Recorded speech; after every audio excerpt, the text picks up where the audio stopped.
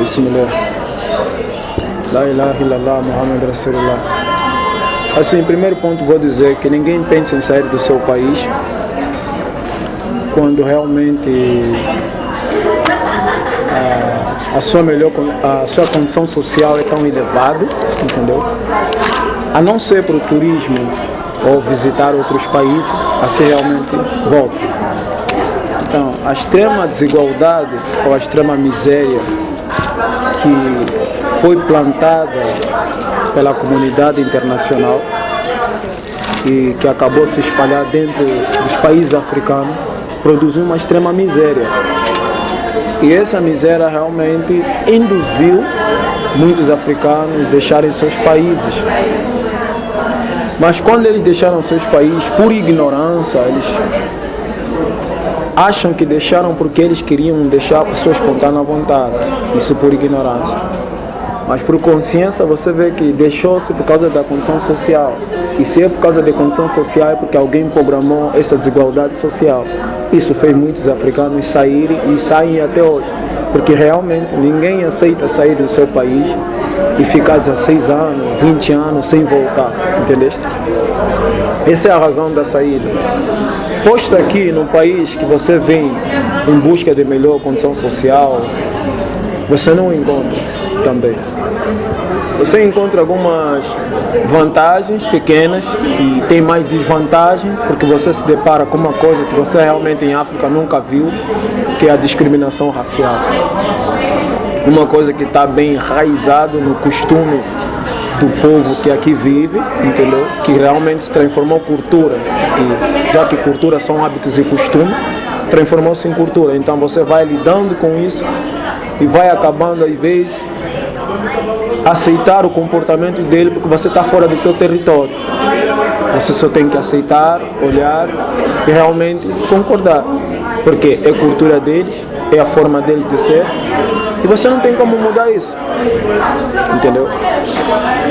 E também vi grandes obstáculos posto aqui, por mais capacidade que você tenha para contribuir pelo avanço do país que você se encontra, que é Brasil, há uma extrema segregação, um extremo preconceito para quem vem dos países africanos.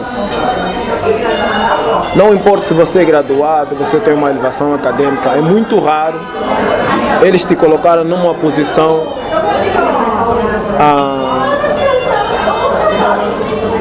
de superior na questão de competição, entendeu?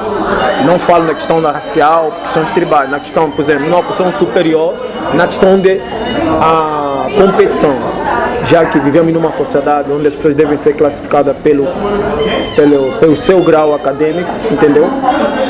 Então, quem tiver um grau acadêmico mais elevado do que o outro deve exercer a função que ele sabe exercer e não aquele que não sabe assumir essa posição. Então aqui você pode tentar, você pode lutar, você não consegue. Mas lá em Angola, como é que a sua família era de Luanda, era uma família de classe média? E que ano que você decidiu emigrar? A minha família não é... Essas palavras classe média, classe alta, baixa, eu não adiro muito não. Eu acho que os seres humanos têm apenas uma classe. No meu ponto de vista, que é a classe de estar bem psicologicamente, socialmente, espiritualmente. Então, se eu estou bem nessas três questões, eu não preciso ter 1 bilhão para me considerar na classe alta ou baixa. Eu não preciso ter pouco para me considerar na classe, entendeu? Eu acho que cada ser humano, com uma sua compreensão, ele se sente bem, entendeu? Com essas três questões, ele sente-se bem. Eu acho que essas classes, elas foram feitas para segregar as pessoas, para poder rotular as pessoas, separar as pessoas. Porque o que é bem para você pode não ser bem para mim, entendeu? O que é alto para você pode não ser alto para mim. Então, o que não é alto para mim, você não pode classificar como baixo. Para você não pode classificar como baixo, mas sim apenas diferente, mas que não haja segundo as intenções que você faça para que eu não cresça. Então, para definir uma classe alta, é uma elite realmente que produz o retrocesso da classe mais desfavorável. Para poder se considerar classe alta, você precisa oprimir um povo. Então é dali que eu não concordo esses termos classe. Mas assim, eu saí da Angola, a minha família é uma família que tem o que comer, tem casa, vivíamos a vida normal, básica, não sei o quê. Eu não saí da Angola por questões financeiras muito difíceis, não sei o que não. Você sai mais também muitas vezes porque o que a mídia passa sobre outros países, muitas vezes você está bem no teu país, mas pelaquela imagem que a mídia passa também induz, entendeu? Você é um jovem inexperiente, não sei o que, porque a mídia tem uma força de fazer uma propaganda tão extensa sobre outros países, entendeu? Então, como você já sabe o que está no teu país, você realmente é induzido pelas imagens da mídia a conhecer outros países. Agora, eu cheguei aqui no Brasil em 99, foi de quando eu saí da Angola e vim para aqui. Quando eu saí da Angola ainda havia guerra, entendeu? Em 99 ainda havia conflito, não tão extenso. Desculpa.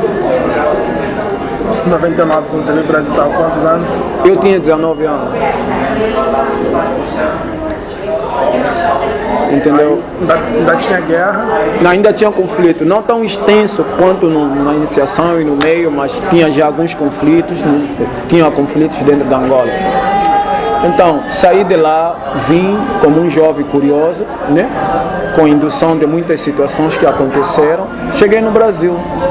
No Brasil, eu fiz parte de um grupo de rap. Esse grupo de rap chamava Bantu Clan Gindange. Bantu Clan era o nome. Aqui no Rio, você chegou e veio para o Rio? Vim no Rio de Janeiro. E no Rio você morou aonde? Eu morei primeiro na Vila do João, porque é lá onde tem um amigo que eu conheci em Angola, que realmente me recebeu, chamado Cachala. Na Vila do João praticamente vivi um ano, depois saí da vila, fui morar no centro da cidade, que é ali no lado do Estácio. E como é que foi essa adaptação, essa chegada ao Brasil? Não, a adaptação no Brasil, na realidade, pela questão linguística, foi uma facilidade, falamos a mesma língua. Pela questão da alimentação também não tinha muita diferença, são duas colônias portuguesas, entendeu? Que realmente explorou a África, explorou o Brasil, então tinha uns costumes. Agora, na questão da atitude, do comportamento, é que é difícil até hoje, entendeu? Porque é um povo que tem o racismo como cultura, tem o racismo como uma herança europeia, entendeu? Então isso é que realmente me dificultou desde o dia que eu cheguei até o dia que aqui eu estou, até hoje, entendeu? É isso que às vezes que me deixa um pouco indignado com essa situação. E chegando, você ficou quanto tempo na Vila do João? Eu cheguei a viver um ano. Dali eu saí e vim para o centro. E como é que foi essa relação, esse conhecimento da favela, questão da violência, como é que isso... O meu ponto de vista, na favela, na época que eu cheguei na favela, assim, eu vou falar que o povo lá tinha eles não tinham conhecimento muito sobre os angolanos. Isso por causa da educação que foi dada. Quer dizer, era um povo muito limitado na questão da informação sobre os estrangeiros que estavam lá chegando, entendeu? Isso é normal, todo ser humano age assim, né? São pessoas de outro país, estão vindo, saíram da onda, a gente não conhece. Quer dizer, não houve torturas físicas, nada disso de agressão, mas havia sempre aquela desconfiança, sabe? Aquela insegurança do povo da favela. Isso é natural, isso faz parte de todo ser humano. Teve sempre isso, entendeu? Havia uns, às vezes, que tentavam ser um pouco agressivos na questão verbal.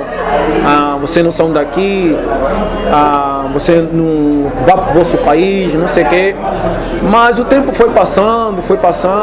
Muitas pessoas acabaram integrando-se a essa comunidade angolana, começaram a perceber que realmente eram pessoas com bom índolos, uns com mau índole. Isso acontece em toda a sociedade. Tem uns que são bons, uns que são maus, uns que têm comportamentos diferentes dos outros, não sei o quê.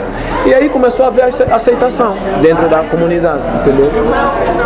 E você não se espantou com a violência, com o tráfico de drogas e com a polícia? Como é que você viu esses três pontos? Não, assim, com o tráfico de droga,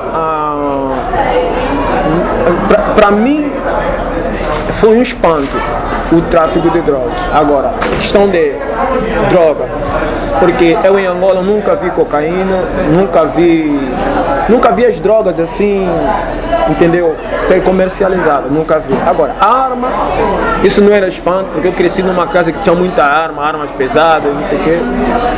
A violência de mortos, eu sempre presenciei isso na questão da guerra que Angola passou, não pessoalmente, mas ouvi dizer, eu tinha tios que iam para a guerra, me contavam sobre essas situações, como se acontece a guerra, como matam pessoas na guerra, não sei o que. Então, quando eu cheguei, vindo essas situações, quer dizer, você fica um pouco indignado, porque não é uma coisa natural do ser humano, mas não foi tão espanto assim que praticamente que fez eu tenho que fugir da favela, eu tenho que sair da favela ou abandonar a favela. Também não saí da favela porque por causa dessa situação, não.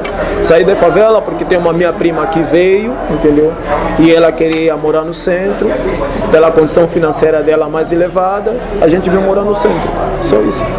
E você estava lá naquela época que surgiu a acusação de que os angolanos, né, dariam treinamento de tráfico pro tráfico lá na Maré, e teve uma operação policial. Foi em 2000, né, fevereiro de 2000, se não me engano. De 2000, ok. Nessa época, eu já não morava na vila, eu morava no Estácio. Assim, uma coisa é você falar e outra coisa é provar o que você está falando, entendeu?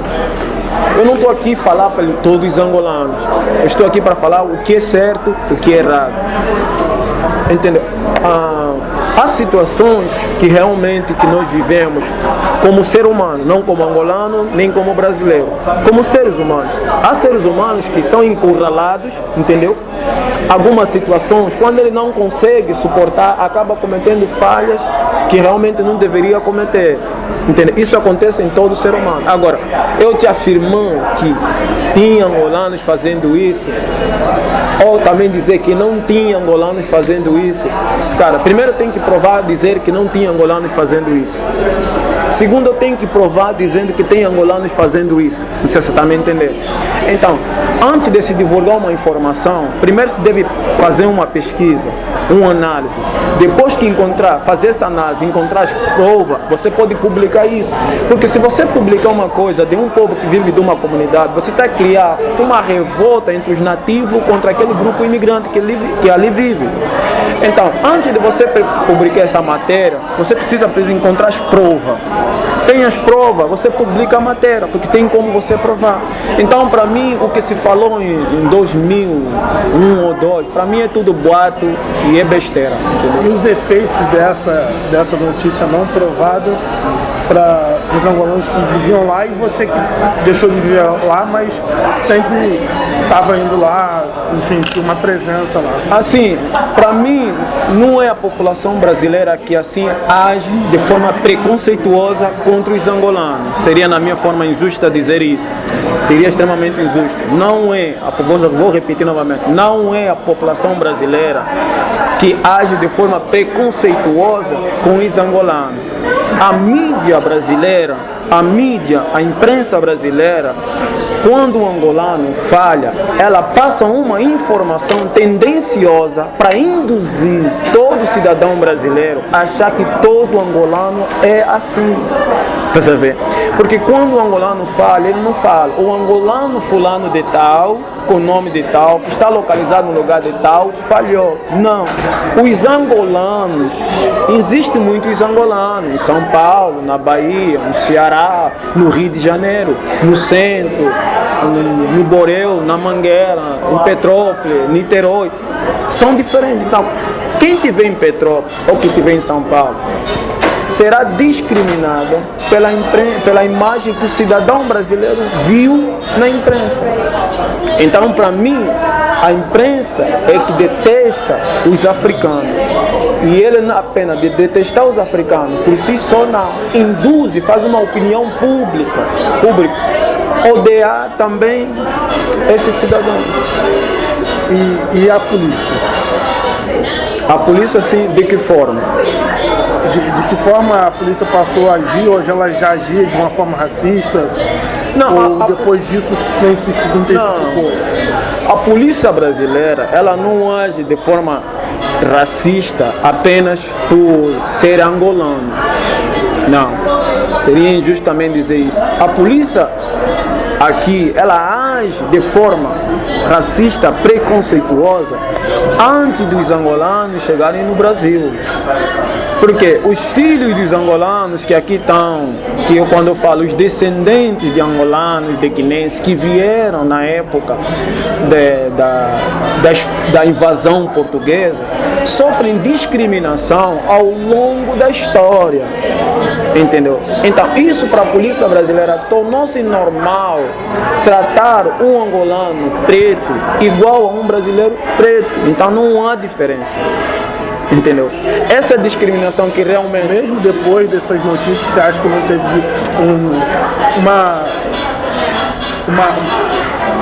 uma ação diferenciada para os angolanos na Maré? Não.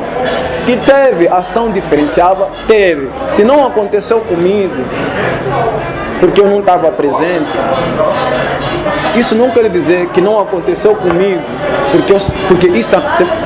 Eu estando presente ou não, isso aconteceu comigo, porque eles estavam a falar sobre a questão dos pretos, entendeu? Então, se aconteceu de forma isolada, com alguns angolanos na Maré ou em outras favelas, isso aconteceu realmente, porque é uma mídia passando uma informação, e essa informação sobre estar dando treinamento já é uma coisa policial, de uma forma ou outra, a polícia tem que chegar de uma forma extensiva. Entendeu? Se vai discriminar, vai discriminar. Se vai torturar, vai torturar. Se vai humilhar, vai humilhar. Por exemplo, as torturas partem da tortura física e as torturas psicológicas. Então, as torturas físicas, elas são mais agravantes porque não tem ninguém realmente que possa te defender sobre essa tortura física. Você suporta sozinho. Entendeu? A tortura física, pelo menos, vai ter brasileiro ideado que vai dizer, olha, não faz isso, não faz aquilo. Então, a tortura física, ele foi tão forte. Ele foi tão forte que isso deixou muitos angolanos tristes. A tortura física pode acontecer de forma isolada. Um que foi pego e torturado e assim sucessivamente vai. Entendeu?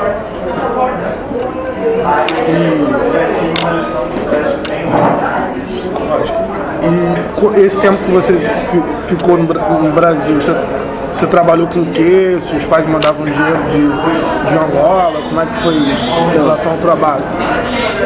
Todos nós que viemos no Brasil, quando nós chegamos, nós somos um povo comerciante. Isso é a história da África. Nós trabalhamos sempre com comércio, mesmo em Angola trabalhávamos com comércio.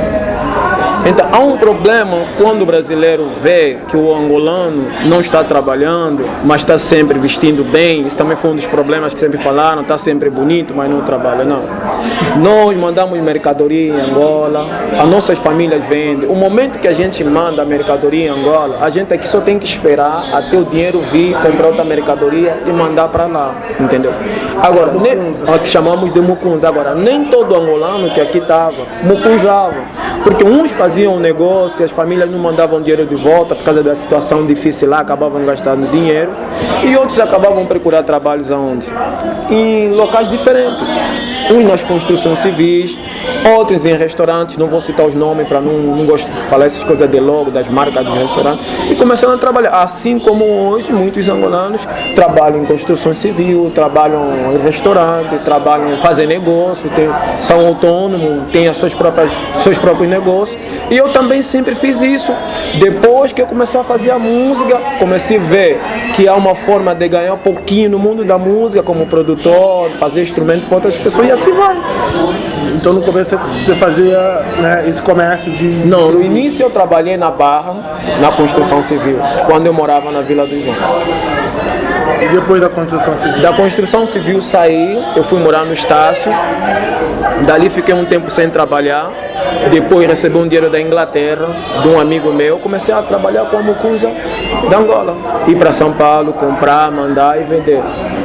E na Mucunza você ficou, depois da Mucunza, você ficou quanto tempo na Mucunza, depois da Mucunza você foi pra Não, da Mucunza eu fiquei até 2000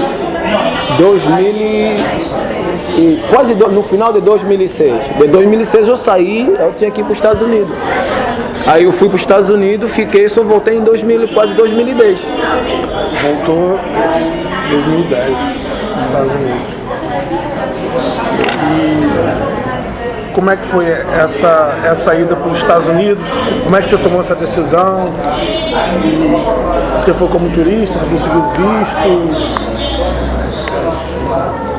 Assim, algumas coisas minhas eu não quero nem explicar, é particular, entendeu? Mas eu fui, uma das coisas que eu posso falar porque eu fui nos Estados Unidos, é porque por Angola ser um país ditador, com ditadura, tem um líder que está há muito tempo, estando no Brasil, eu vi que há meio de eu fazer algumas músicas críticas ao regime, eu passei a fazer músicas críticas ao regime, só que eu fiz uma música que chegou em Angola, o sistema angolano não gostou, não permitiu, então começou a haver perseguição de mim dentro ainda da Angola, porque eles achavam que eu vivia dentro da Angola, não sabiam que não é um rapaz que vive fora, que fez esse tipo de música, então começaram a procurar dentro do país até me encontrar. Quando ficaram a saber que eu vivia no Brasil, então estavam tomando iniciativa para vir até no Brasil. Quando eles vieram no Brasil, eu já tinha saído do Brasil. Aí eu fui para os Estados Unidos. Eles já no Brasil quando? Eles vieram no Brasil porque a minha procura tão extensiva começou já em 2007, entendeu? 2007 estiveram aqui pessoas que são do governo, da SIM, chama-se Sinfo, então, me procurar, ficaram sabendo que aqui eu já não estava mais, estava nos Estados Unidos, entendeu? Tipo, seria agora, de inteligência? Sim, sim. Agora, o que me fez sair do Brasil, eu não me senti seguro no Brasil, porque eu sei que no Brasil as pessoas morrem por nada, seja até juiz, polícia, cidadão, delegado, se alguém quiser pagar e matar, e vai matar. Então eu não me senti seguro no Brasil. Por isso foi das razões que eu entrei nos Estados Unidos, porque eu sabia que o governo angolano ali não tinha como reagir dentro dos Estados Unidos. E qual é o nome dessa música que enfureceu? Zedu tem que morrer. Eu acho no YouTube. Já tem. E chegando lá nos Estados Unidos, como é que foi essa adaptação? Você já tinha alguém que te Não, apoiou? assim, quando eu cheguei lá, eu dei a minha entrada de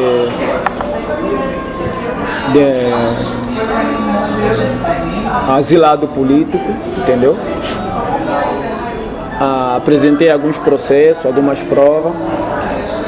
Só que era um momento onde os Estados Unidos estava intenso da questão da imigração, as torres tinham caído, então o sistema americano, estavam tentando criar um outro processo, entendeu? Para realmente analisar, porque estava vindo muita gente de outros países, então eles tinham também um problema, um trauma pelas as torres que caíram, não sei o que, se referiam que era um estrangeiro que fez aquilo, então a imigração ficou um pouco apertada, praticamente muitos estavam sendo negados o seu asilo, entendeu? Mas fui ficando. Você já era muçulmano na época, né? Não, eu já era muçulmano, eu já saí daqui muçulmano no Brasil. Já. Então isso também foi uma das coisas, porque já na corte o juiz perguntou a minha crença e eu respondi que era muçulmano. Depois negaram, 6 meses depois, quando negaram o meu caso, disseram que eu podia entrar no processo de apelação. Mas 6 meses você vivia normal nos Estados Unidos? Sim, você ficava chama-se uma detenção de imigração, onde você fica detido, tem alimentação, dormitório, não sei o que, mas não pode sair fora.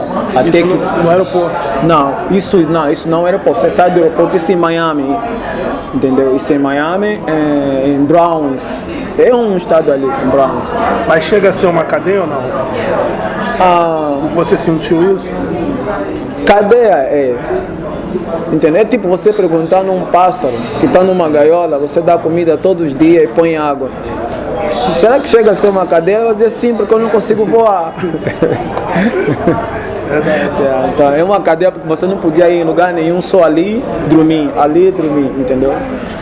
Então depois eles aprovaram o meu caso, me deram um permisso de trabalho, comecei a trabalhar, entendeu? Um supermercado, depois saí do supermercado, fui trabalhando numa loja de tênis. Tudo legalmente?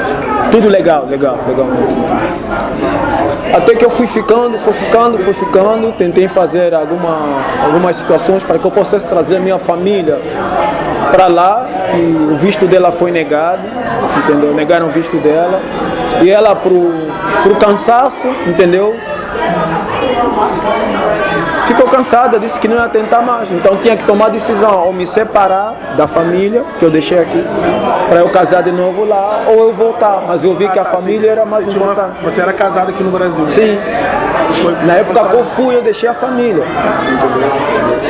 Deixei a família, então eu vi que não, a família era mais importante do que estar nos Estados Unidos, eu acabei voltando. Aí o seu retorno foi em 2010. 2012? Desde. Então você ficou 4 anos nos Estados Unidos? Sim, quase 4 anos. E só uma coisa sobre a área de detenção, né? As pessoas que estavam lá eram de que países? Como é que foi essas relações? Você fez amizade? Você aprendeu lá? Assim,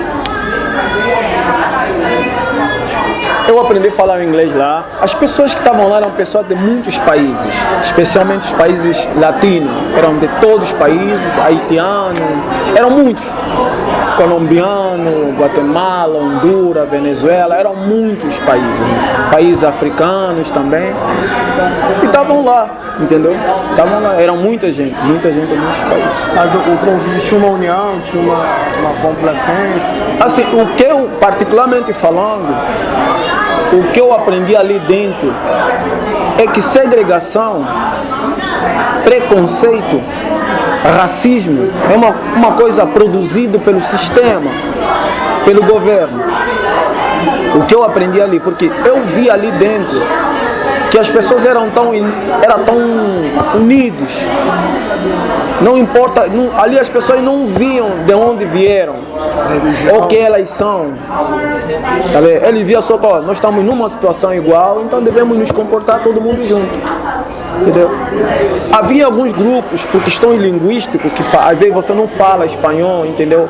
Aqueles que falam espanhol se juntavam, conversavam, isso não quer dizer que estavam falando mal dos outros que não falam, mas aquela união era apenas por questões linguísticas, entendeu? Afinidade. Por mais que você saísse do teu lugar e ir para lá para ficar com eles, não ia entender nada. Então você também acabava ficando num grupo que estava a conversar, para poder passar o tempo, que estava a conversar de uma língua que você entende. E aqueles que já falavam inglês, que falavam outras línguas, mas falavam inglês, também acabavam ficar com todo mundo que fala línguas diferentes e falavam somente inglês. E ali tinha a mexicano, hondureno, venezuela, africano, italiano, entendeu? Falavam todos inglês. Tinha algum judeu lá? Não, nenhum. Os judeus que eu vi lá eram que estavam julgando as pessoas. Eram juízes da Suprema Corte, das cortes. Isso porque a minha advogada falou que era judeu. Agora, judeu imigrante lá, não vi, não tinha nenhum. Em Miami, tem uma amiga que trabalhou em Miami, ela falou que tinha algumas lojas que eram de proprietários judeus, né, em Miami. Ela falou que rolavam uns atritos assim com eles. Mas enfim, aí que eu queria te perguntar, como é que, quando você saiu da casa de detenção, como é que foi para você se relacionar lá, para você conseguir emprego? Tem uma comunidade angolana em Miami? Não tem? Não, sim, essa tua pergunta realmente é uma pergunta que por trás vem com uma força, houve uma dificuldade. Não, o sistema americano é diferente do sistema brasileiro. No sistema brasileiro não importa se você sabe ler ou escrever, não importa se você é graduado, não importa se você tem uma bagagem acadêmica, não importa. Então, nos Estados Unidos, o sistema brasileiro não te dá valor pelos itens que você tem, entendeu? Porque ele é tão fechado que ele escolhe pela cor, entendeu? Ou de onde você veio. Estados Unidos não é assim. Há conflitos lá, racial, concordo. Mas Estados Unidos, quem quer trabalhar, por mais que você não tenha nem documento, você trabalha. Há uma facilidade de você conseguir emprego, porque lá tem emprego para todo tipo de gente. Para todo tipo de gente. Então, essa tua pergunta, como que foi a dificuldade? Não. A dificuldade que eu encontrei nos Estados Unidos são as dificuldades naturais. Por exemplo, eu saio de um lugar para o outro, não falo inglês. Se está difícil para mim, não é porque o americano colocou esse obstáculo em mim. É porque a natureza me diz que tem que ter um tempo para você aprender a falar a língua e poder se enquadrar. Me entende? Então, não é porque os Estados Unidos disse que devemos barrá-lo, não. É a questão linguística. Entendeu? E outra dificuldade que eu encontrei lá, que também são dificuldades, porque seria uma forma injusta, entendeu? De classificar um Suzano, eles têm dificuldade, não. Outra dificuldade, porque existem dificuldades naturais e existem dificuldades impostas pelo um ser a outro ser. Então a dificuldade, por exemplo, eu precisava saber os trens, o número dos trens, de onde vai. Isso é questão de tempo, não é porque havia um americano me impedir não saber essa situação, entendeu? Então quando eu fiquei saber os números do trem, como se vai para Manhattan, para Brooklyn, consegui andar sozinho, entendeu? Eu comecei a procurar emprego sozinho. E quando eu fui cada emprego que eu ia procurar, eu consegui a vaga. Então, não vi assim, tipo, como o Brasil. O Brasil não importa se você conhece onde é que é o centro da cidade. Não importa, tipo, se você tem diploma. Não importa se você, tipo, é alguém que entende. Não importa. Há sempre obstáculo, entendeu? Então, não são obstáculos naturais, são obstáculos impostos por alguém, ou pelo Estado, ou por um grupo étnico. O bairro que você morava lá, a neighborhood que você morou lá, era negra? Enfim, como é que era esse componente étnico? Era de imigrantes, era de latinos? Como é que era isso? Assim, no Brooklyn, há muitas pessoas quando falam de Brooklyn, definem o Brooklyn como um bairro de preto. Isso não é verdade, isso não é verdade. O Brooklyn, apesar, é um bairro que ele é misto. Tem brancos, tem latinos, tem pessoas de outras cores que vivem dentro do Brooklyn, entendeu?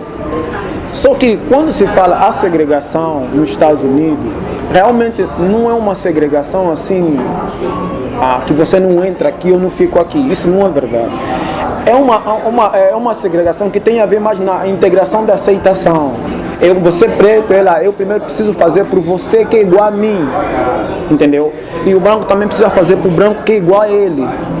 Então é isso, só que nas duas sociedades há um pouco de força. Os pretos têm força, um pouquinho, os brancos também têm força. Por mais que tenha uma sociedade branca, supremacia branca, que dá um privilégio, então eles pensam primeiro fazer entre eles. Então no Brooklyn, por mais que tenham os pretos pensam primeiro fazer por eles, depois por outras pessoas que não são da cor dele. Assim também os latinos, por exemplo. Eu consegui trabalho. Eu não sou latino, eu sou preto, mas quem me arrumou foram os latinos. Mas antes deles me arrumarem trabalho, eles já tinham arrumado trabalho primeiro para outros latinos igual a eles, entendeu? Então quando eles viram que eu estava precisando de trabalho, eles me chamaram, entendeu? Que me arrumaram também trabalho. Mas eles já tinham preenchido os latinos que estavam desempregados. Não sei se você está entendendo. Então na sociedade branca lá também é assim, eles primeiro preenchem a sociedade branca. Só que uma das coisas que eu não vejo no Brasil é isso. Ele não deixa que o preto desenvolva para que eles possam se ajudar entre si. Eles querem desenvolver, mas impede o desenvolvimento do outro, entendeu? Então é isso que cria. Então, eu morei no Queens é a mesma situação. Só desculpa, aí você ficou quanto tempo em Miami? Depois você vai para Nova York? Em Miami eu só fiquei praticamente 1 ano. Em Nova York eu fiquei praticamente quase 4 anos. Boa parte você ficou mais? Fiquei mais em Nova York, entendeu? E aí como é que foi essa questão da cidade, enfim, da cidade, do racismo, do rap? Assim, eu não vi tanta... O problema assim, você no Brasil tem mais, fica mais indignado, entendeu? Com brancos do que em Nova York.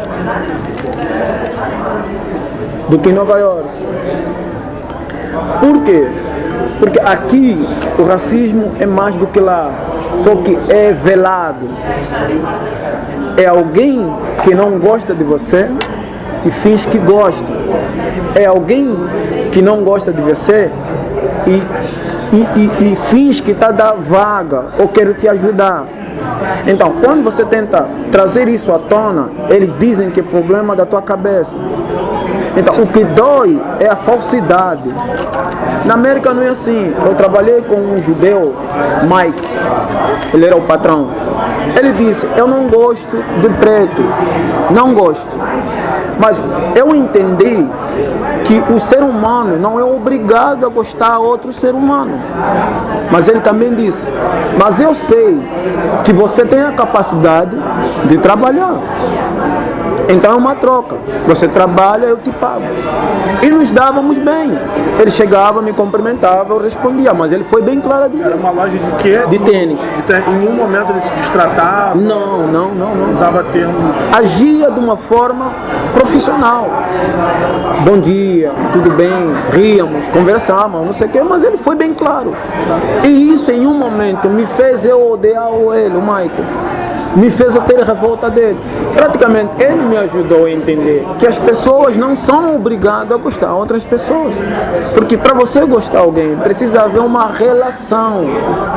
E essa relação precisa ter um convívio. Entendeu?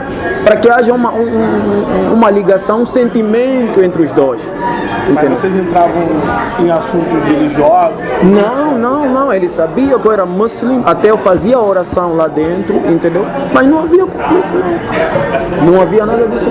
Então, por isso que eu falar, o problema estão falando, o branco da língua portuguesa, ele é diferente do branco que fala inglês.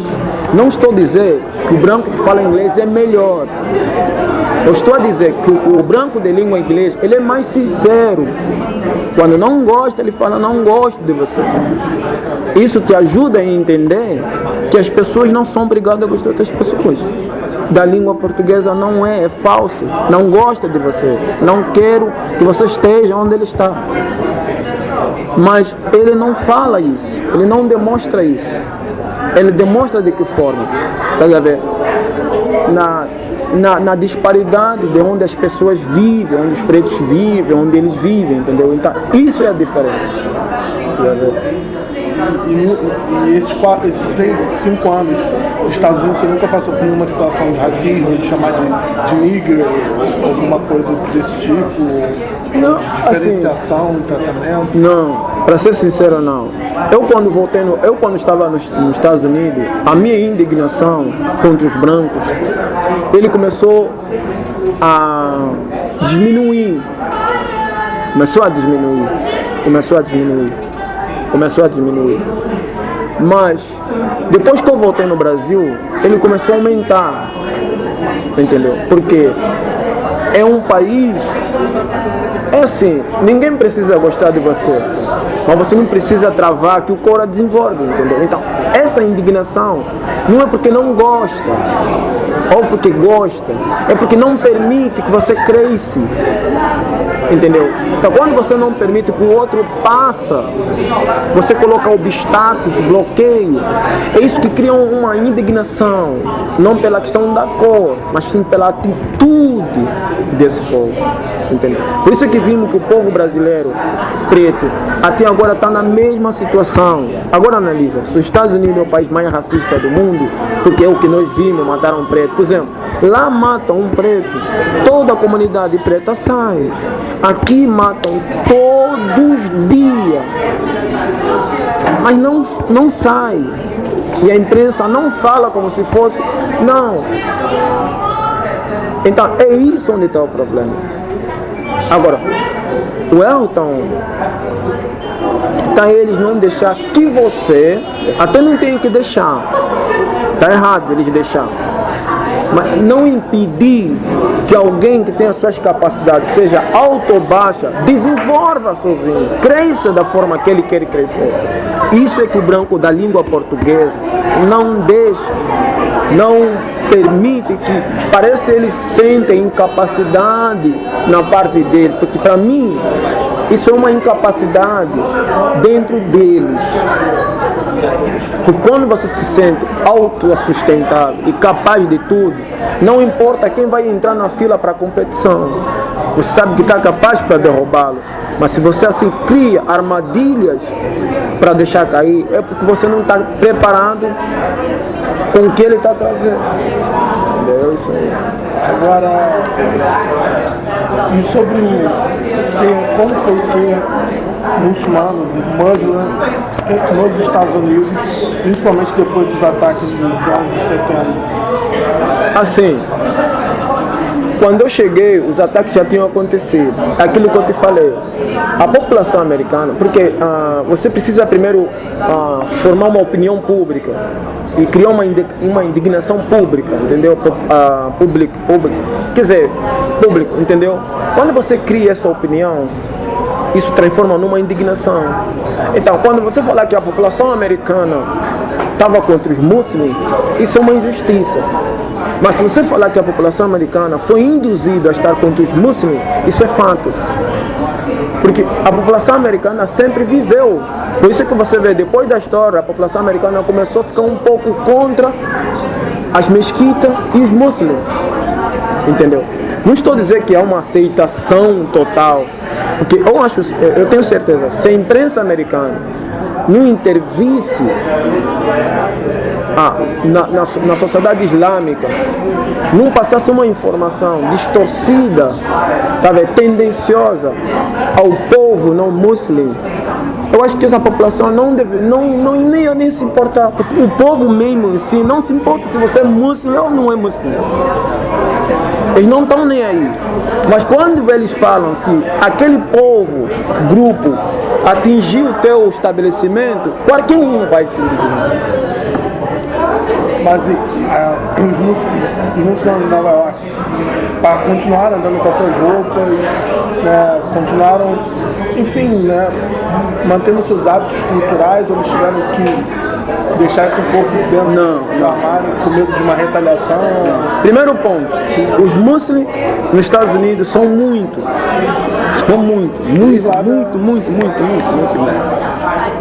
São muito porque o Islã está na América, tem uma coisa que não é padronizada. Está na América antes do Cristóvão Colombo chegar na América. O Islã está na América antes do Cristóvão Colombo chegar nos Estados Unidos. O Islã já estava lá. Então, quando o cristianismo chega lá, o Islã já estava lá. Porque o primeiro cara a sair fazer essa navegação foi um africano chamado Mansa Musa, que saiu do Mali com uma grande embarcação que foi parar até nos Estados Unidos, e ele era muçulmano. E lá eles construíram uma mesquita. Então, quando o cristianismo chega, o Islã já estava lá. Mas isso aí vamos deixar para lá. Então, não tem isso, eles continuam, porque lá, assim, não tem como você afetar totalmente o Islã, porque eles são donos das empresas, eles são donos das lojas, eles são donos dos produtos, eles são donos do supermercado. Como que o Estado americano vai proibir eles? Isso afeta até a população americana que não são muçulmanas. Então você consegue ver que eles têm uma força, entendeu? E eles não têm como deixar de vestir ou fazer suas práticas, da sua crença, pelo que aconteceu. Eles iam na mesquita, eles vestem como vestem, eles estão sempre. Porque não é assim, é o que aconteceu na França. Não importa quanto você vai proibir o muçulmano, ele não vai deixar de vestir por proibição ou por restrição, não, ele vai continuar assim. E isso sempre continua. Tem quantas mesquitas em Nova York? E a comunidade muçulmana, ela vive num bairro, né, sei lá, restrito, fechado, num gueto, ou eles estão espalhados? Não vou te dizer quantas mesquitas tem, mas eu fui em 3 mesquitas. Fui em uma mesquita no Brooklyn, uma no Queens e outra em Manhattan. E também tem mesquita no Bronx. Agora, quando eu falar em bairro fechado, as pessoas precisam entender que Brooklyn é que nem Copacabana. Vocês precisam entender isso. Quando fala assim, um gueto, nos dá a entender que é como se fosse a Vila do João. Não. Brooklyn é como se fosse Copacabana. Ipanema é como se fosse Queens. Não, quando eu me virei e falei sobre o gueto, no sentido assim, tem a Little Italy, que é um bairro onde você tinha a maioria de italianos ou de descendentes italianos. Eu queria saber se o... Não, eles estão espalhados, por exemplo, tem grupos muçulmanos que vivem em Manhattan, tem os que vivem no Bronx, tem que vivem no Queens, tem que vivem... Eles estão em toda a parte. No estado, só em Nova York.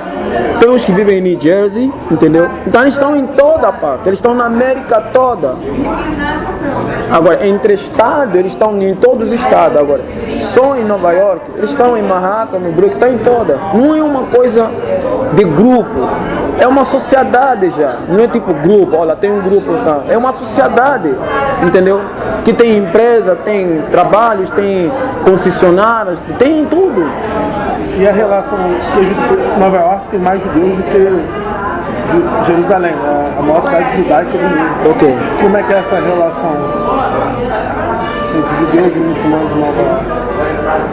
Assim, eu não vou dizer que... assim, eu nunca vi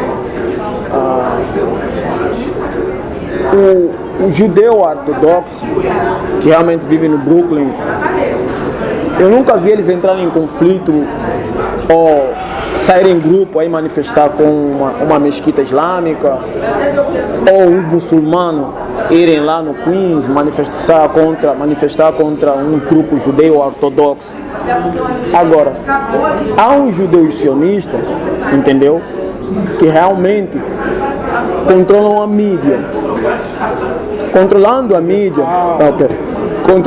mídia, são eles que divulgam o Islã de forma errada na mídia.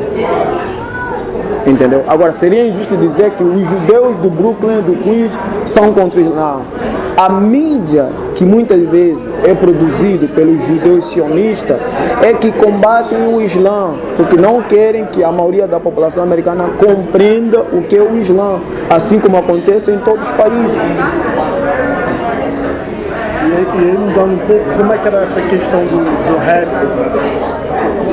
Como está o rap norte-americano? Ainda tem um rap ainda aos modos do Tupac, de oposição, de luta política, de luta racial, ou é só 50 Cent? Não. O melhor rapper até hoje ainda está na América. Para muitas pessoas, para muitos MCs, para muitas pessoas que gostam de rap, eles julgam o rapper americano pelo que a imprensa traz nas suas casas, entendeu? Até aquele rap americano que a gente vê, ele tem consciência que está fazendo errado, mas esse rap que a mídia americana quer, mas dentro da sociedade americana, eu vi famílias americanas que não pretas, que não aceitam que os seus filhos escutem rap, não deixam. Mas qual o rap?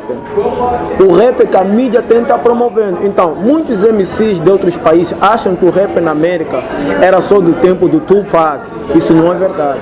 Tem muitos rap lá dentro na América que eles têm, vendem, têm sucesso lá dentro. Muitas vezes a mídia não deixa eles sair. Eles não saem. Então, para muitos MCs, acabam ser limitados também no pensamento, achando que o rap americano é só aquilo que restou. Snoop Dogg, 50 Cent. Isso não é verdade. Até agora, os melhores rappers ainda é feito lá, nos Estados Unidos. Mas só que eles não deixam que essa música saia e não passa na rádio nem na televisão.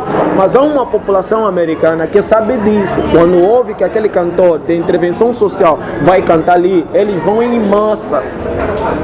Mas não há uma mídia para mostrar isso. Então o rap aqui se limita quando fala que o rap americano morreu. Isso não é verdade. Você pode citar 3 nomes.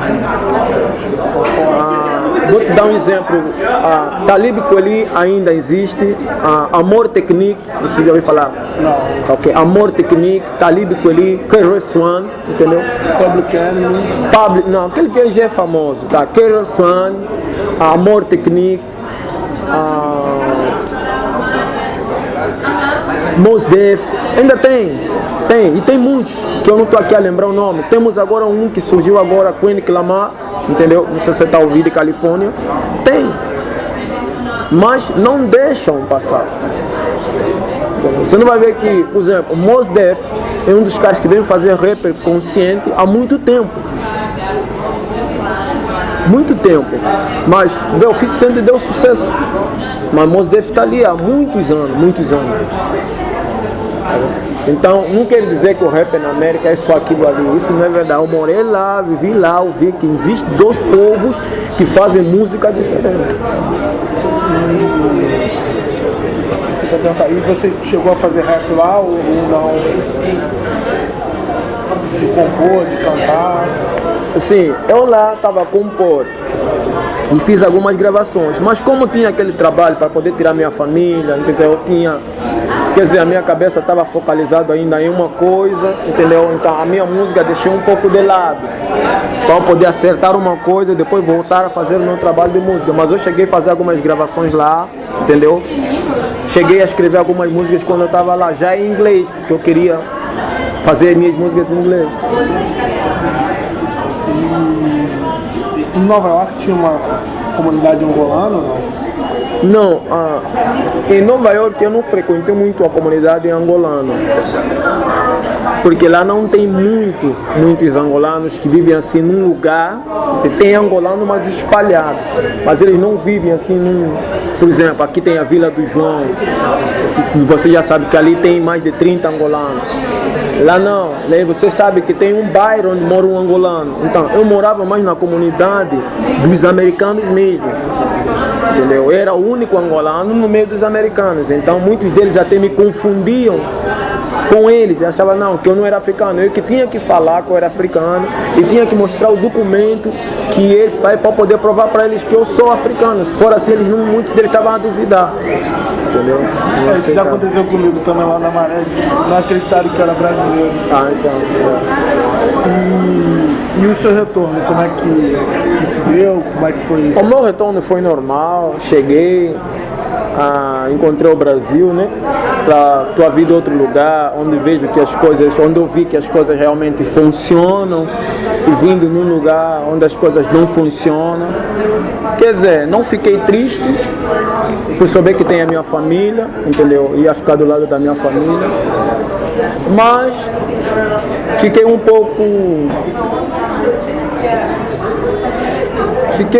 só triste saber que é um lugar que não permite que você realmente mostre o que sabe, entendeu? Contribui pelo que você sabe, entendeu? É isso que me deixou um pouco mais triste. O consulado em algum momento, quando você voltou, foi morar onde? E o consulado em algum momento aqui no Brasil tentou te prejudicar? Como é que é a sua relação com o consulado angolano? Assim, hoje em dia, a minha situação com o consulado já não é tão intenso quanto nos princípios quando eu lancei a música. Porque era um momento que em Angola não se falava de democracia, era um momento que em Angola não havia manifestações, era um momento que o povo angolano estava na distração, ninguém sabia que o presidente tem que sair. Havia alguns que tinham noção, mas eu falo na questão da massa, a popularidade. Não tinha essa noção, a popularidade. Então, é mais fácil de você criticar para um jovem que está a começar de quando já o país todo está nessa situação. Então, quando eu voltei aqui, eu vi que a maioria da população angolana já estava descontente com o governo no poder. Então, o que eles vão fazer aqui já não adianta me parar. Por quê? Porque todos ali já têm o mesmo pensamento. Então, se parar aqui, já tem 100 que vão continuar. Então, a repressão deles aqui contra mim diminuiu um pouco. É isso é que me fez ter coragem de andar em cada rua, de um pouco à vontade, onde eu vou, onde eu venho, entendeu? Porque Agora em Angola já não é mais um Xumane que fez música dizendo que tem que morrer. É como se fosse são tipo 5 mil Xumanes. Então não adianta mais parar aquele que começou isso aí. E essa aproximação do consulado de um ano para cá, fazendo atividades lá na Maré, como é que você vê isso? Qual o objetivo que eles querem? Se antes tinha isso ou não tinha? Isso nunca teve, realmente, nunca teve. Agora, que isso é bom porque os angolanos que aqui vivem precisam de ter seus documentos corretos para poder se identificar. Agora, não é que ele é bom porque ele está fazendo isso, porque ele está apenas a fazer seu dever como um funcionário dos angolanos. Somos o patrão dele. Ele não é bom, porque nós pagamos para eles fazer isso. Sim, nós pagamos para eles fazer isso. Agora, que é bom que os angolanos estão tendo seus documentos, é bom. No outro ponto, por que está se fazer isso? É porque agora em Angola tem um partido da oposição que também já se faz sentir. Então, como é processo eleitoral, eles agora precisam correr atrás um pouco do voto, ou talvez não do voto até não, porque o angolano aqui não vota, entendeu?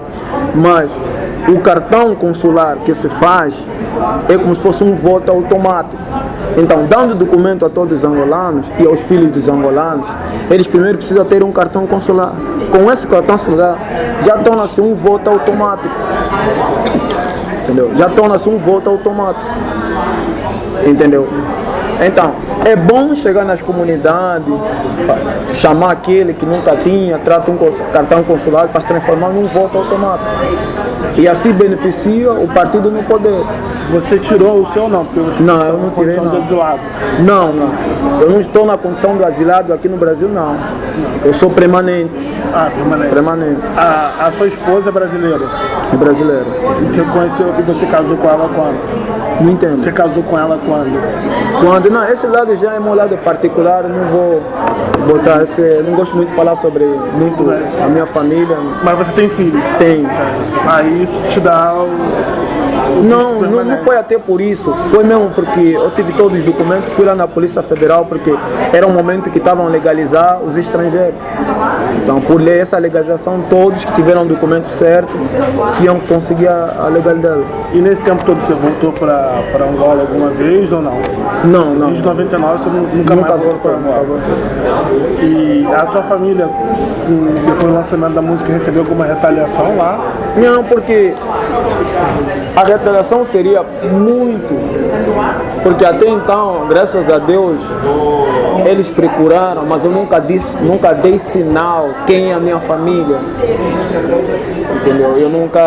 Eles até agora não sabem quem é a minha família, porque no momento que eles saberem que a mãe do fulano é esse, eles vão ir lá. Então eu nunca dei motivo para saber quem é a minha irmã, quem é o meu irmão, eles não sabem. Entendeu? Se eu desse um motivo ou com ele conhecesse o endereço, eles estariam lá. Então esse é o motivo que eles procuram, mas nunca chegaram até lá porque eu nunca dei motivo. E te perguntar sobre a questão religiosa. Sua família é de origem cristã e como é que você conheceu o Islã? Que ano foi isso? Por via de quem? Assim, essa pergunta ela é muito legal, mas eu não tinha que responder de uma forma padrão. Quando você fala, tua família é de origem cristã. Quando nós falamos a origem, está realmente retratada de onde nós viemos. Não sei se está me entendendo. A nossa origem é Deus. Você fala, a origem é Deus. Entendeu? A minha família é da origem de Deus, assim como todos seres, porque o cristianismo é apenas uma religião que quer dizer religar-se com Deus. E que realmente, por exemplo, religar-se com Deus. Mas antes da religação, há uma origem da pessoa. Então, essa origem já leva a pessoa até o seu Criador. Então, antes da religião chegar, isso quer dizer que o cristianismo chegou dentro da África. Então, quando ele chega da África, como instituição, faz as pessoas realmente se identificarem do cristianismo como sua origem. Como você falou, são da origem cristã. Então, quando você já incute que as pessoas se identificam com o cristianismo como a sua origem, isso já é uma distorção dos princípios naturais humanos, que a sua origem é Deus, porque eles foram... Isso para eu te falo no porque você perguntou sobre o Islã. Agora, quem não acredita em Deus, eu respeito. Quem tem outro tipo de pensamento, eu respeito. Eu estou respondendo consoante você me perguntou. Não, você é livre para... Então, respeito quem não acredita em Deus. Está falando no conceito. Então, quando você traz uma instituição religiosa para transformar dessa instituição como a origem da pessoa, você já distorce a origem original dessa pessoa, que é o Criador. Agora, o meu povo, ele vem a praticar, minha família praticou o cristianismo por quê? Porque quando o cristianismo chega em Angola, ele impõe na força os meus antepassados. Então, meus antepassados, muitos não aceitaram, foram mortos. E aqueles que aceitaram realmente pela tanta repressão, entendeu? Acostumaram com aquela situação. Os filhos de quem nasce, de quem já se acostumou, não precisa mais ter uma repressão para que ela aceita, porque torna-se já uma forma hereditária. Eu sou porque a minha mãe era, ou porque meu pai era, porque a minha avó é. Então, torna-se uma crença hereditária no conceito padronizado na sociedade que vivemos. Então, a origem dos meus pais é Islã. Porque Islã quer dizer a submissão à vontade do único Deus. Entendeu?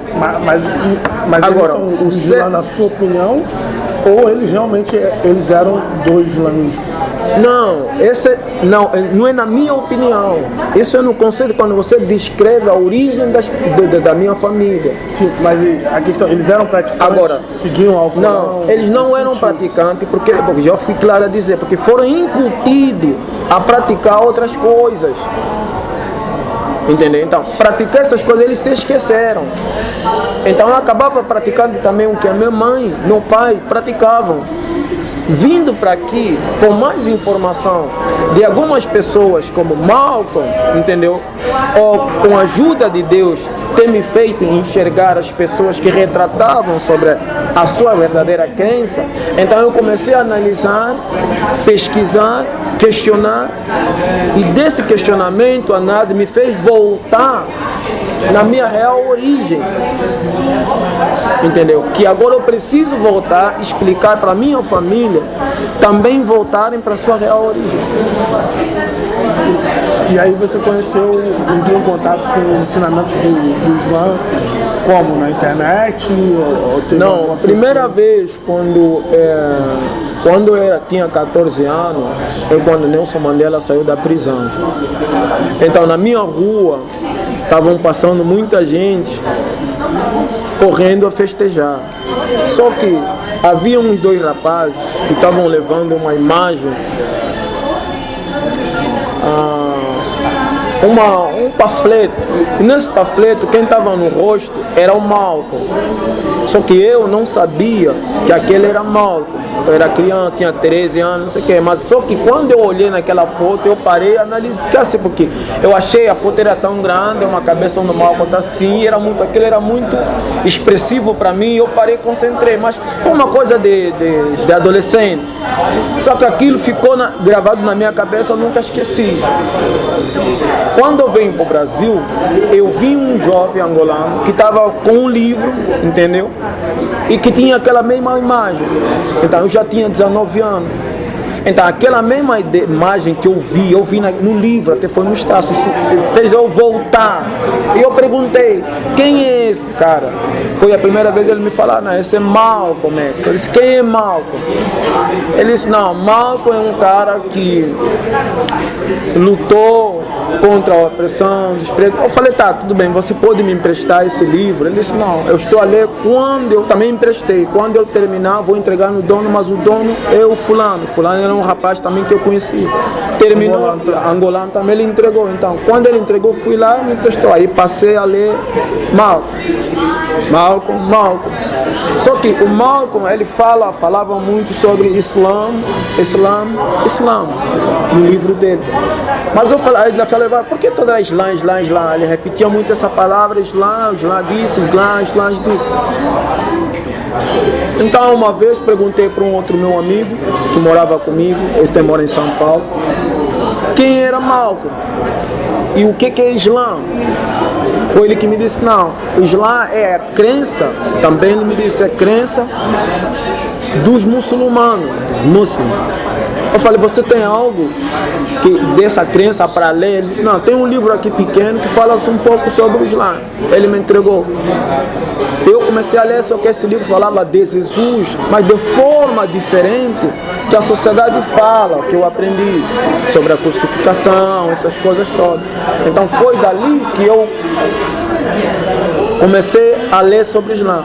Quando eu terminei, eu perguntei para ele se conhecia alguém que conhecia uma mesquita. Ele disse, não, conheço, que era o Gamas, Cota Gama, é um angolano também. Eu fui até lá, ele morava na Tijuca, ele me deu um endereço que a mesquita era no Gomes Freira.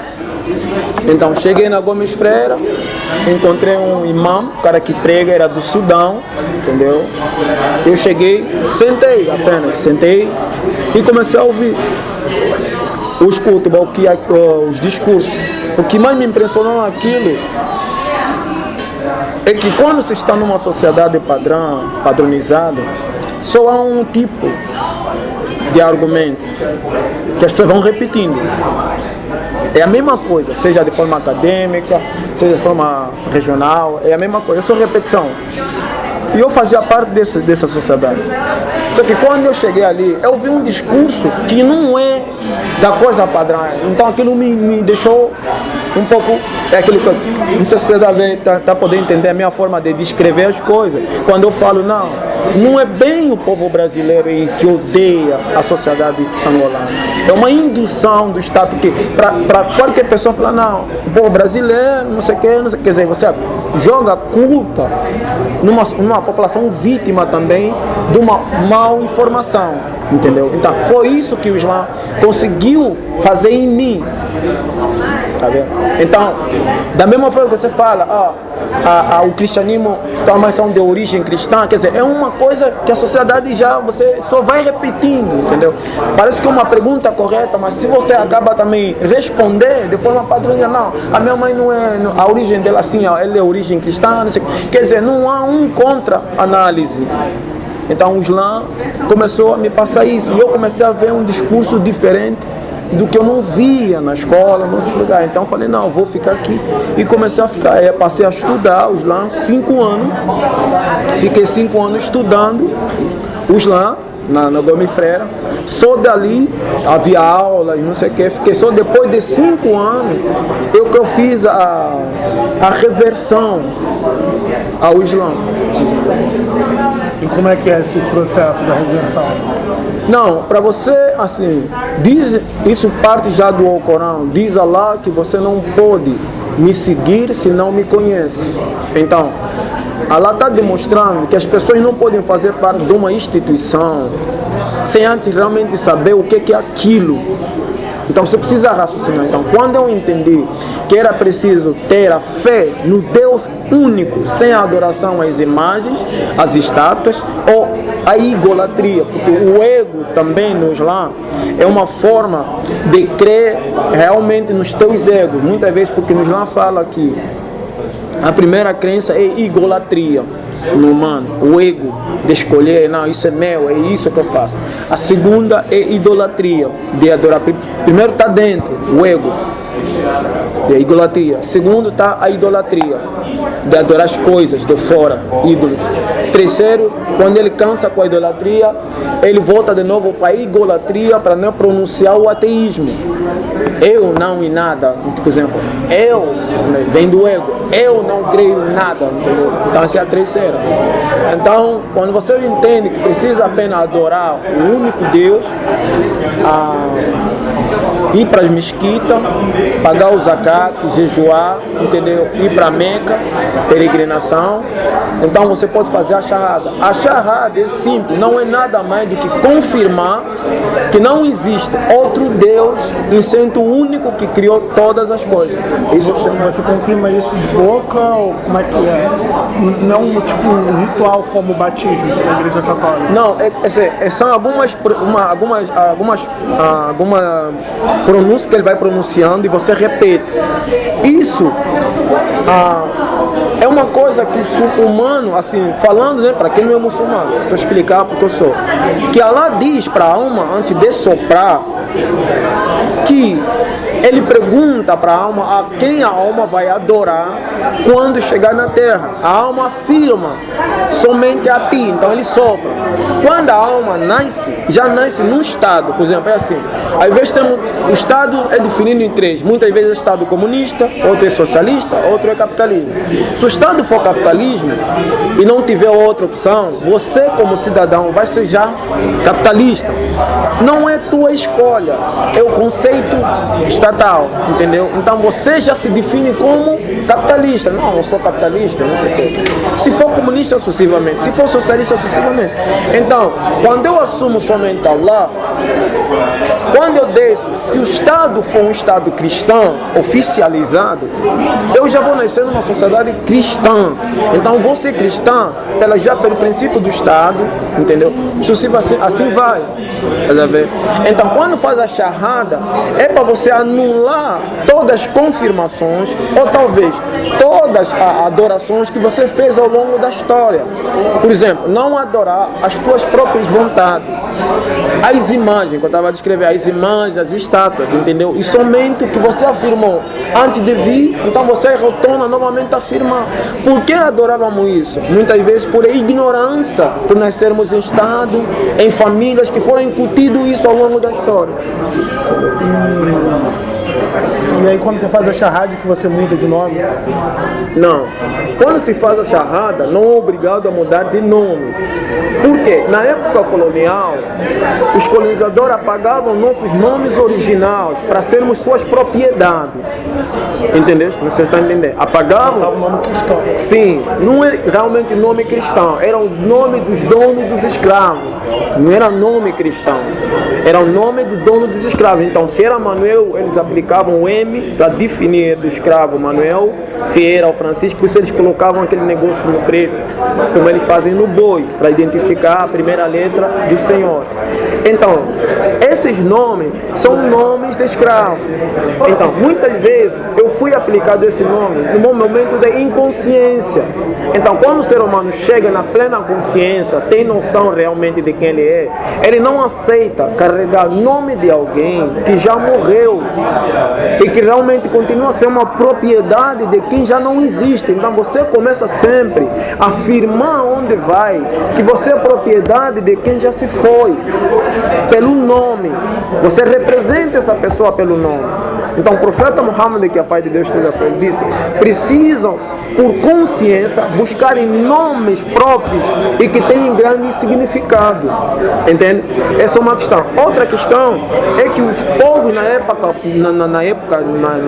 época pagã da ignorância, eles davam o nome aos filhos que tinham significados de animais. Sol, que simbolizava a estátua, muitos deuses pagãos. Então davam o nome aos seus filhos por orgulho. Então o profeta disse: não pode dar nome aos filhos que não têm esse significado. Por isso que fala, por trás do nome tem um grande homem. Entendeu? Dizem que um grande nome quer dizer muita coisa. São nomes que têm significado. Então os nomes africanos no passado sempre tiveram grandes significados. Agora, quem já tem um nome bom não precisa mudar. Você está me entendendo? Quem já tem um nome realmente bom não precisa mudar. Por que você mudou o seu e por que escolheu o Shumane? Qual o significado do Shumane? Não, o Shumane é um apelido artístico que vem do Tupi-Guarani, que significa guerreiro. Ok. E como é que você entrou com contato com essa palavra e por que você teve essa Sim, essa... Não, o Xumani ele vem do Tupi-Guarani, porque lá tem Xumani, tem Brahmani, isso eu peguei do dicionário. Com X mesmo. É com X mesmo, vem do dicionário. Mas o meu nome é Moshi. Meu nome africano é Moshi. Esse nome, quem me chamava era minha avó, Moshi. Com X, CH. Não, é M-O com S. S-H-I. Moshi. Então eu faço a abreviação às vezes de Mos, entendeu? Então eu tiro às vezes o que? Agora, Califa é meu nome de Islã. Entende? E depois fala Mosh Khalifa, na verdade é Moshi Khalifa. Moshi quer dizer na língua africana, porque nós contamos assim: Moshi, Yad, Tatu, Kwan, Queen, Samanguani. Quer dizer, Moshi é entendeu? Yad é 2, entendeu? Moshi quer dizer Khalifa quer dizer gerente. No árabe. Sim, no árabe, quer dizer gerente, em manager em inglês, entendeu? É isso aqui. E aí você passou a adotar o nome de Califa quando você fez a Shahad. Sim. Que foi em que ano você fez a Shahad? A Shahad eu fiz, se não me lembro, eu acho que eu fiz em 2004.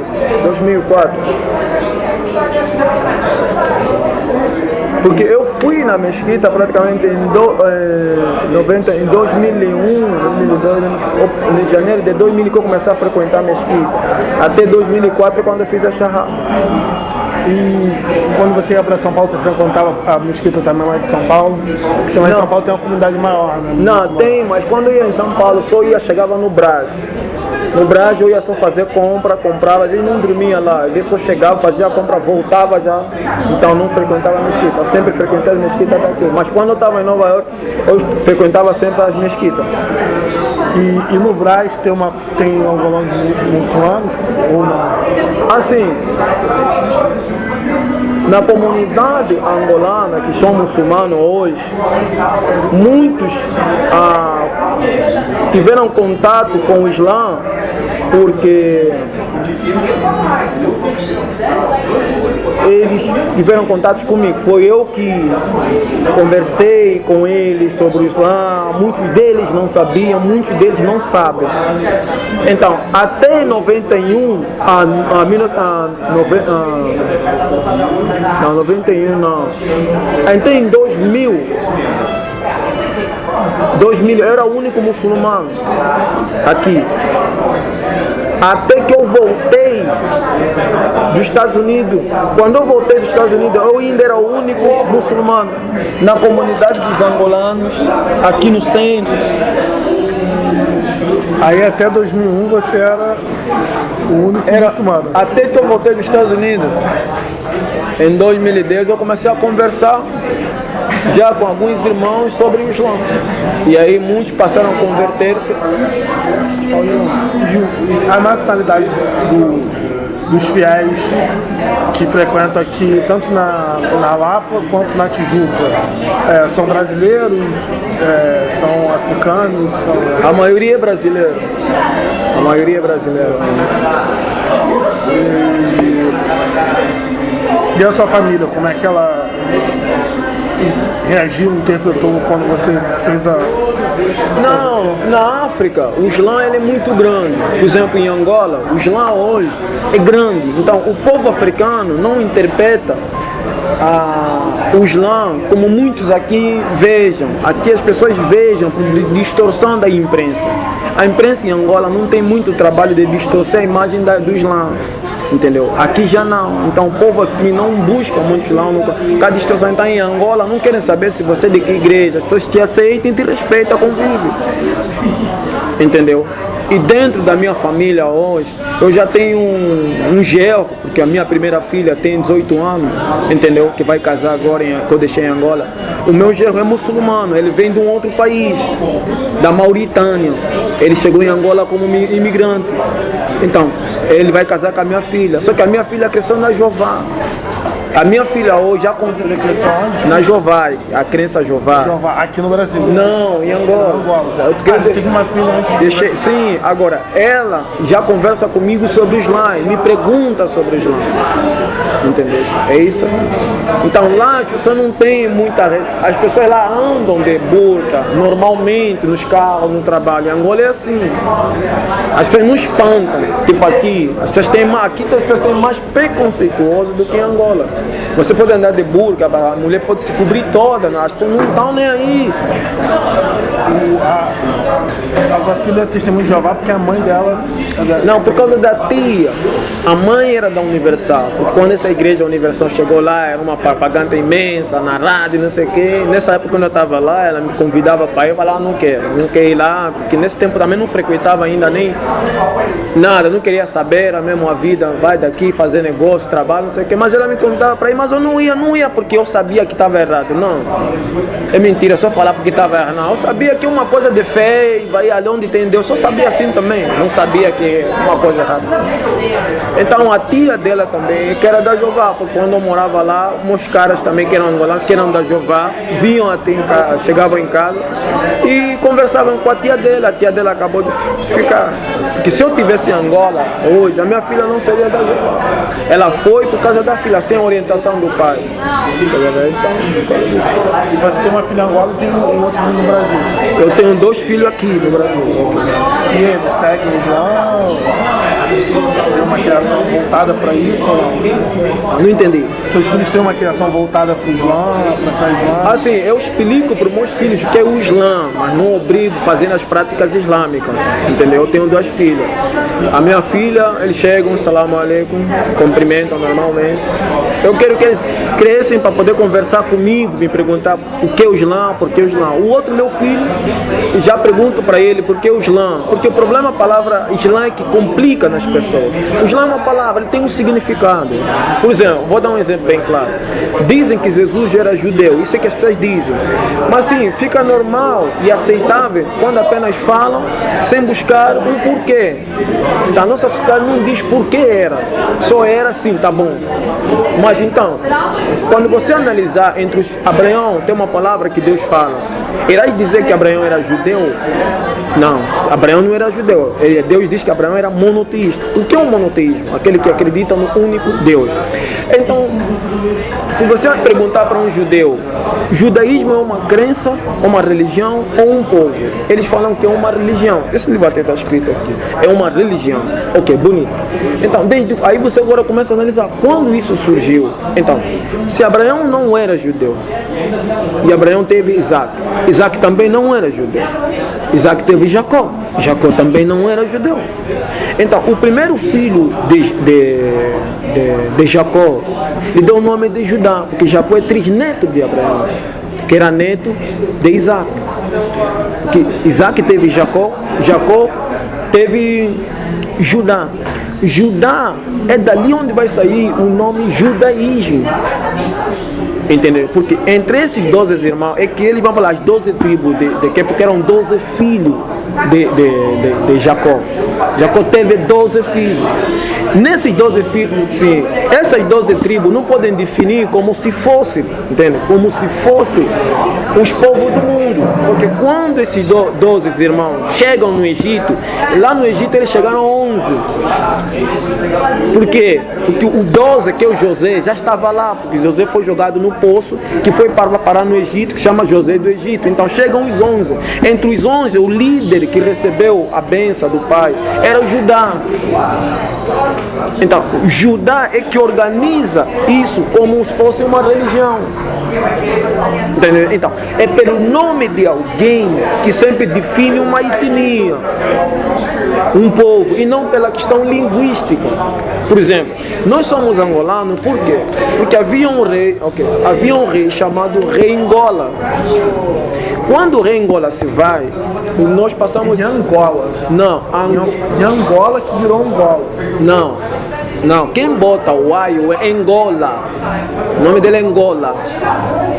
Só que quando você fala de Indinga, não, mas quem coloca o A e o N foram os portugueses, entendeu? Mas é em Angola, é por isso que fala, minha avó falava no Quimbundo, não é em Angola, não é em Angola, não. Minha avó falava Angola, Quilões, que é samba. Então ela não falava Angola, Angola, não, ela falava Angola, Quilões, que é samba, no Quimbundo já. Então você vê que as senhoras que, minha avó não falava bem português, ela não sabia muito português, mas ela no Quimbundo falava. Então nós passamos a ser angolanos por causa do rei Angola, assim como o povo do Quênia passou a ser queniano por causa do Jomo Kenyatta, assim como o povo judeu passou a ser judeu por causa do Judá.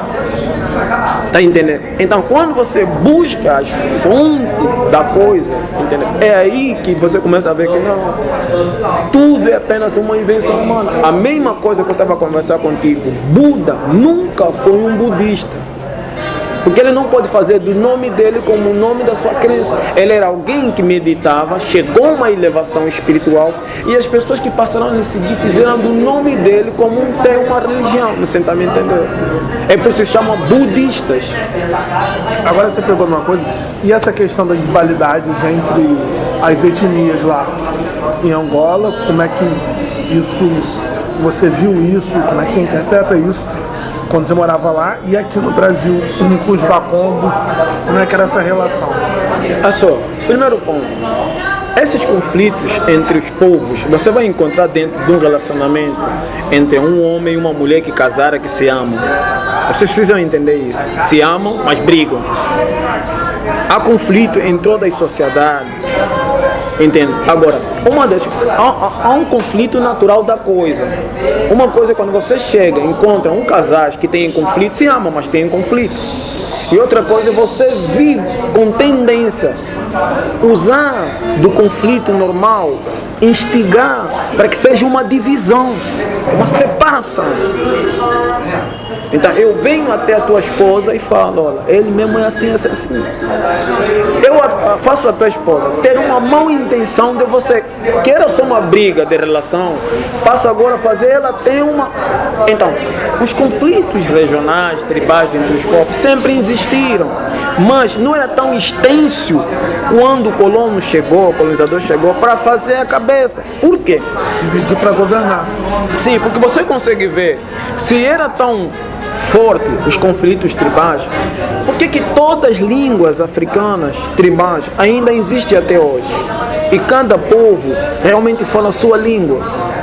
Então, se eu sou um povo tribal que tinha mais força do que a outra, eu tinha que exterminar outra tribo e assim a minha língua assim prevalecer. Como aconteceu na Inglaterra. A Inglaterra é um país, é uma ilha que tinha outras tribos que falavam outras línguas. Só que o povo da língua inglesa matou quase todos aqueles que falavam outras línguas e ele se colocou como se fosse o absoluto. Bretões, os anglos. Sim, só que é aí que você vê que os conflitos na África eram conflitos básicos das relações humanas. Como tinha com os indígenas aqui. É isso que eu estou falando. Então, quando você vê que os africanos não apresentam extermínio da questão linguística nos países africanos, pelas brigas africanas, você vê que é uma coisa que faz parte da relação humana, conflito, estresse. Mas não é a justificativa de você chegar, fazer a cabeça de um para poder desviar, entendeu? Então eu acho que a nossa sociedade ou a academia, quero colocar que não, já havia conflito, por isso esse dado justificativa de nós também. Eu acho que em 92, quando tem aquele lance lá da farsa da eleição, enfim, que volta, retorna a guerra civil, você tem o massacre dos Bacongos lá em Luanda. Não, assim, os Bacongos foram assassinados. Eu te perguntando como é que você viu isso. Agora eu vou tentar explicar uma outra forma. Por que há tribalismo dentro da África? Por que há tribalismo? É assim, na época, às vezes eu não gosto muito de falar isso com as pessoas, porque as pessoas querem achar, ou vejam que não, então os africanos já são os inocentes, são os bons. Não é isso, eu estou a falar. Sempre houve conflitos, e isso é normal, em toda a sociedade tem conflitos entre os povos. Mas os conflitos, eu vou dar um exemplo, esse é básico. Quantas vezes foste na vila? Muitas vezes. assim. Quantas vezes você vê que o angolano, eles brigam e amanhã já estão juntos de novo. É mentira? Você até fala, Futebol. esses caras brigando já estão... Agora, de onde você vê que o Brasil não é assim? Se você brigar, o cara vai matar o cara por trás ou vai pegar o cara por trás. Acontece muito isso, é muito raro. O cara vai vir por trás, pô, se você brigar, poder bater o cara na porrada, isso não fica por ali. É muito raro você ver que fica por ali. Então, como é que por que os angolanos, você precisa ver na natureza das pessoas, por que os angolanos agem assim?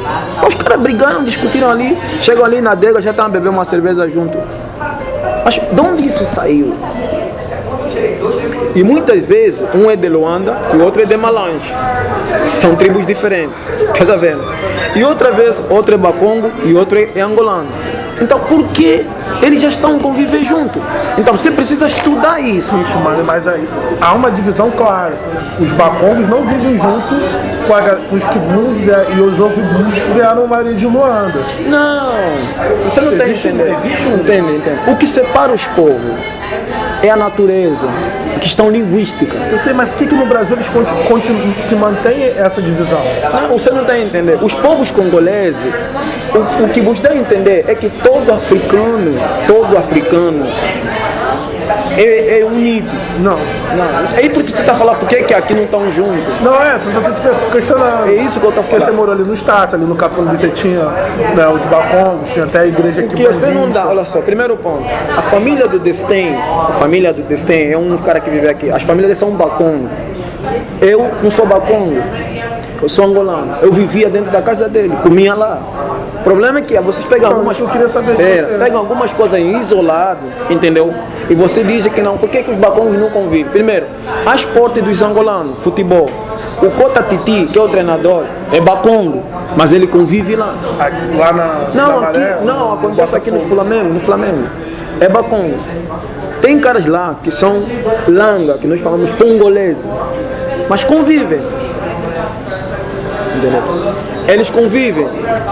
Assim, o que eu não gosto, às vezes, as pessoas quando estão fazer um trabalho, é por isso que eu falo, os escritores da língua portuguesa são muito fracos. Eles pegam de ouvir dizer, escrevem isso como um livro. Não, entende? Mas eu queria que você me falasse isso. Pô, tem um cara que eu vivi lá, que o cara era Bakongo, eu tive você não está entendendo? Não, você não está entendendo. Existe conflito entre os povos, existe isso. Mas isso não quer dizer, por exemplo, em Angola tem um bairro chamado Palanca. As comidas, entende? As comidas entre os povos tribais é diferente. Tem comidas que eu vou comer nos Congos, é diferente. São, por exemplo, tem uns que botam muita pimenta, outros não. Só por isso você vai acabar não comendo naquele grupo. Mas isso não é divisões pensadas. Não é. Vocês precisam entender. As línguas, por exemplo, quando você entra nos Bakongo, eles falam a língua dele. Querendo ou não, por natureza, está te separando. Que você fica. Isso é uma separação, mas não é questão de conflito, entendem isso? Isso promove separação. Você vai chegar em Angola, você nasceu aqui, você vai conviver com angolanos, mas quando você vai ver um brasileiro, fala, pô, qual é, parceiro, eu sou de Niterói, caraca! Você automaticamente cria-se uma separação, você vai e passa a conviver um pouco com ele, cara, são as suas raízes. Quem vai contra isso está a cometer crime. Então não é por isso que você tem que promover que há uma separação. Existe isso. Isso existe. A natureza promove isso. Isso não tem nada de errado. Agora, por que agora o conflito, o ódio? Porque na época colonial, o colono criou uma estratégia. Ele não queria ser visto como mentor da briga, dos conflitos, ou como mentor da divisão. Então o que ele fazia? Ele ia numa tribo, entendeu? Pegava os pretos e trazia. Quando a tribo ficava a saber que os seus filhos desapareciam, Os padres iam até a tribo dizendo, olha, aquela tribo pegou os pretos, entende? Pegou os pretos e venderam por europeu. Eu vou te explicar por quê. Porque você, quando se fala comercializar escravo, a faculdade fala muito isso, e virou padronizado, todo aluno absorve aquilo, entende? Você precisa ver qual era a realidade da África antes da escravidão. A situação dela na questão social antes da escravidão e qual era a realidade da Europa antes da escravidão. O africano desde sempre foi um povo que sempre trabalhou em agricultura, questão rural, nas tribos indígenas e nos museques, sempre plantaram, colheram. E como muitas vezes os reis sobreviviam, quem sustentava o reino em África era o povo, e não o rei sustentava o povo. Entende isso? Esse não é o que eu estou te falando. Você um dia vai chegar em Angola, quando você chega numa tribo da Angola, todos os povos tribais, eles vão te trazer comida. Eles trazem batata, trazem carne, trazem para você levar. Então, por isso em África era governado por Soba. Quem era o Soba? Qual era o trabalho do Soba? O trabalho do Soba era organizar os povos quando tinham conflito, dois casais, não sei o que, tinham que ir para o Soba poder. E o Soba ganhava por isso. O que ele ganhava? Recebia oferendas. Entendeu? Alimentação, porque as pessoas vinham da sua roça, saco de batata, de aipim, às vezes iam na caça, caçavam, traziam um pouco também para o Soba. Mas os reis, quando se tornaram reis, os reis eram como se fossem os supremos, onde os Soba tinham que ir prestar explicações aos reis como. Agora, como esses reis eram? Esses reis estavam avançados na questão científica, entende? Na questão financeira e na questão espiritual. A prova disso é quando você vai na Bíblia, quando Deus diz para todos os profetas fugirem para a África. Qual a situação que eles passavam na Europa? Por que tinham que fugir para a África? Abraão chegou em África. Se realmente eram reis tiranos, reis ruins, me entende? Eles não tinham que dizer para irem para a África. Deus podia procurar um outro lugar para ele se proteger. Agora, esse rei espiritual, por isso que você vê, isso aqui precisa ter entender a nossa natureza. Você vê que o preto brasileiro, ele suporta o sofrimento, porque ele vem com uma carga de ensinamento espiritual ao longo da história. Os reis africanos sempre passaram isso para os povos africanos. Eu só quero te cortar agora porque eu vou para uma peça de teatro agora. Mas eu quero marcar com você.